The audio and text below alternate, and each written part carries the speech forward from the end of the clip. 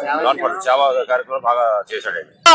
దేశానికి మరి ఎన్నో సంస్కరణలు తీసుకొచ్చి దేశ అభివృద్ధి.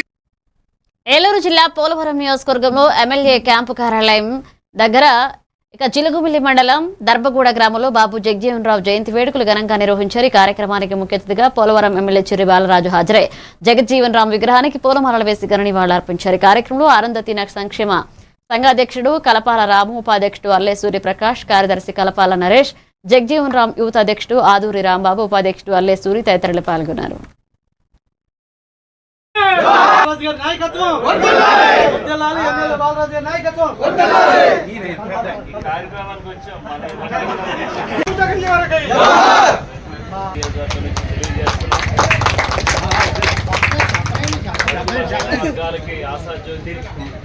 తొలి ఉప ప్రధానిగా చేసి స్వతంత్ర సమరయోధులుగా ఆయన కూడా గొప్ప నాయకులుగా మనకున్నారు. స్ఫూర్తిగా ముఖ్యంగా దళితుల యొక్క హక్కుల కోసం, వాళ్ళ సమస్యల కోసం పోరాడేటువంటి ఏకైక వ్యక్తి.